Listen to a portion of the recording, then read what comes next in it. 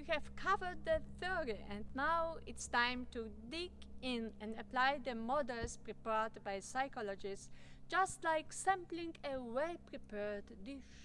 Let's see how these models help us make sense of the challenges we face in our everyday lives. You plan to visit your local farmers market this Saturday, but when the day comes, you feel too tired and end up in the nearest supermarket instead. Why does this happen? It's likely down to habit and convenience. Our brains are wired to seek out energy-saving shortcuts, so we often run on autopilot. But how does Eisen's theory of plant behavior TPB explain this? Let's break it down with our food metaphor from earlier. First, you weigh the consequences. Going to the supermarket may feel more comfortable in the moment, but visiting the farmers market has long-term benefits supporting local farmers, reducing your carbon footprint, and contributing to your community. This positive assessment shapes your attitude toward going to the market. Next, what others think. Maybe you follow influencers who promote local shopping or have friends who value ethical consumption. Social pressure kicks in. What if they see you in the supermarket? This influences your subjective norm, encouraging you to align with others' expectations. Now, do you feel in control? You realize that the farmer's market isn't far. Your bike is ready to go, and you have got everything you need to make the trip. This sense of control makes it easier to follow through with your plan. But that's not all. Let's add a serving of Banduras and Zimmermann's self-regulation fruit salad. By planning ahead, writing your market visit into your calendar, and making a list of what to buy, you gain even more control. Self-regulation through goal setting helps you stay on track and overcome the temptation of convenience. You grab your bike and head to the market. Victory! You have always dreamed of cycling to work, but once again you reach for your car keys, leaving the bike untouched in the garage. How do you overcome this? Bandura's social learning theory and Zimmermann's self-regulation offer some helpful tools. Think of it as a fruit salad of strategies. Start with SMART goals: specific, measurable, achievable, realistic, and time-bound. Instead of vaguely promising to cycle more, try "I will cycle to work once a week." Make it challenging enough to push you, but realistic. So not every day, but also not once a month. Link it to your values, like reducing emissions or improving fitness, to give it personal meaning.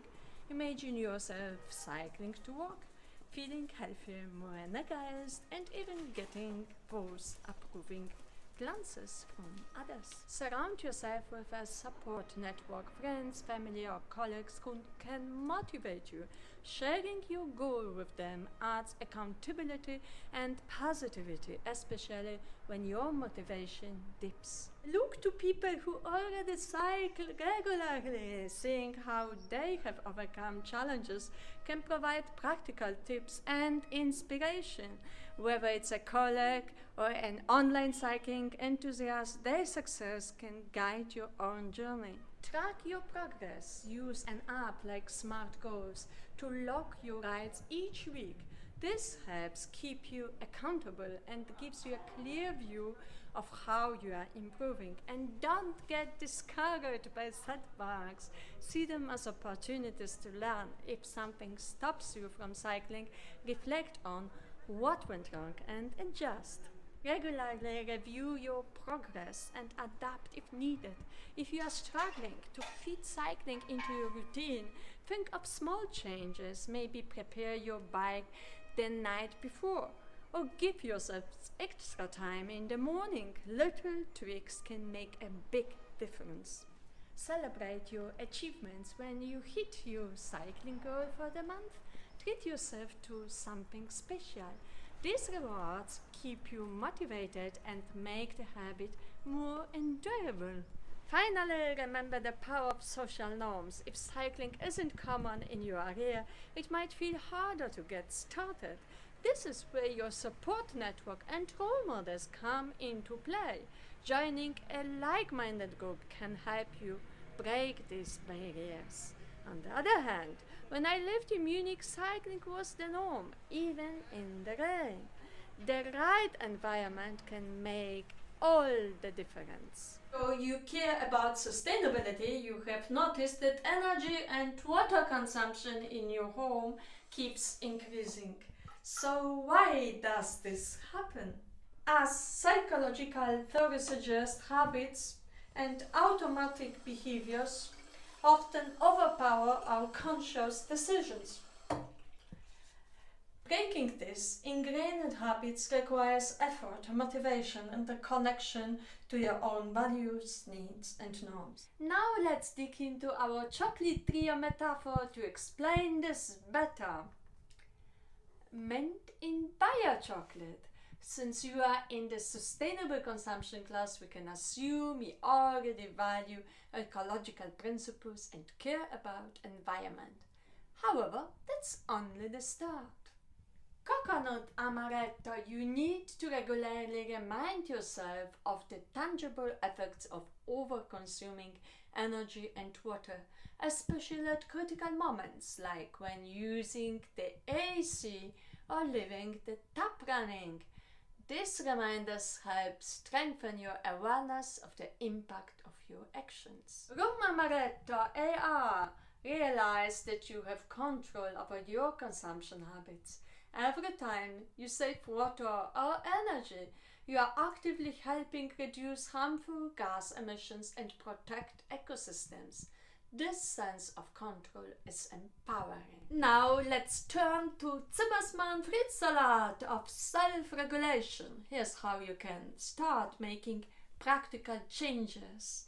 Turn off the tap while brushing your teeth. Switch off the light when you leave the room. Install energy-efficient appliances. Shorten your shower times or invest in eco-friendly solutions. You can also use social norms as a motivational boost. For example, if you install a water that shows your consumption compared to the average and you realize you are using more than others, that difference can push you to reduce your usage. Think about nori in the Eisen soup. Maybe extrinsic motivation might help. Realize that rising utility bills could push you to make changes for financial reasons, but remember, this effect might only be short-term. To make the change stick, promise yourself a positive reward from the savings, maybe something meaningful, something you have wanted for a while. But that, remember, the extrinsic motivators like financial incentives or even social norms won't last forever. So let's try out our bruschetta, a metaphor for our intrinsic motivation and the sources like autonomy, enjoy, control, capere, and belonging, brie. Or think about people without access to clean water or electricity. This Quattro Stagioni pizza moment can trigger pro-social motivation, inspiring you to act with others in mind. Lastly, think about joining a group of like-minded people who also want to protect the environment. By surrounding yourself with positive examples, you will be more motivated to take action. As Bandura's social learning theory explains, observing and interacting with others reinforces your own behaviors. Sometimes, all it takes is encouragement from those around you to stay committed. Despite watching emotional films about forced labor, animal cruelty, and climate change, your shopping list still includes meat and new clothes. Why does this happen? Emotions can spark motivation, but often aren't enough to sustain lasting change.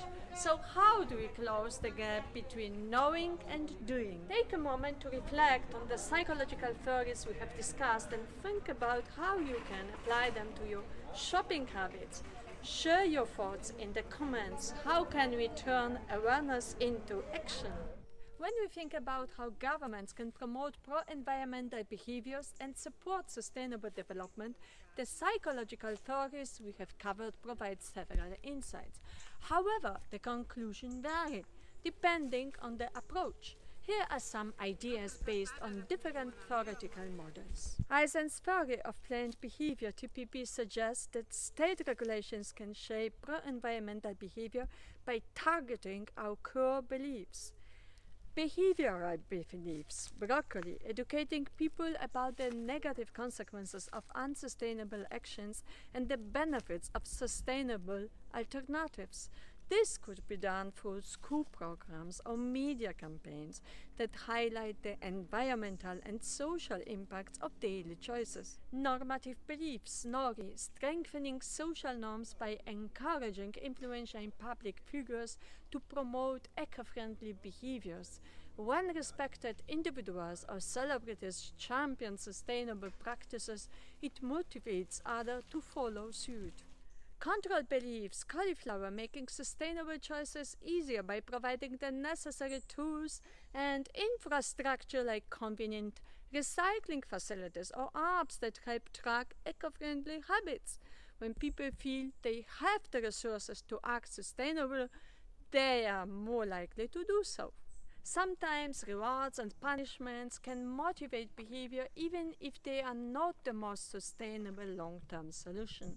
For instance, raising the prices for products that harm the environment while subsidizing greener alternatives or offering tax incentives can help guide people toward making more eco-friendly choices. Let's take a slice from our Pizza Quattro Stagioni pro-social motivation to apply to this problem. The first slice, spring, gives us personal benefits like saving money or improving our health by making sustainable choices.